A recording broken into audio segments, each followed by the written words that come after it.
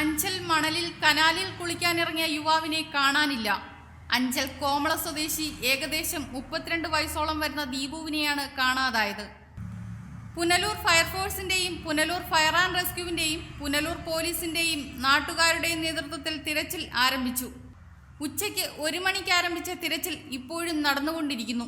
ഇതുവരെ ദീപുവിനെ കണ്ടെത്താൻ കഴിഞ്ഞിട്ടില്ല. കനാൽ അടച്ചു. അമ്പലംകുന്നിലുള്ള കൂട്ടുകാരുമൊത്ത് കുളിക്കാനെത്തിയതാണ് ദീപു. നല്ല അടിയൊഴുക്കുള്ളതിനാൽ തെന്മല ഭാഗത്തു നിന്നും വെള്ളം ബ്ലോക്ക് ചെയ്തിട്ടുണ്ടെന്നാണ് അറിയാൻ കഴിയുന്നത്. Punalur fire force assistant station officer രാജീവന്റെ നേതൃത്വത്തിലാണ് ഇപ്പോൾ ദീപുവിന് വേണ്ടിയുള്ള തിരച്ചിൽ നടക്കുന്നത്. അടിയൊഴുക്ക് കൂടുതലായതിനാൽ വെള്ളത്തിലിറങ്ങിയുള്ള തിരച്ചിൽ ഇപ്പോൾ സാധ്യമല്ല എന്നാണ് അറിയാൻ കഴിയുന്നത്. Reporter Sunil G, Karavalur. കൊട്ടാരക്കരയിൽ 1 രൂപയ്ക്ക് ബ്രാൻഡഡ് ടീഷർട്ട് 500 പേർക്ക്.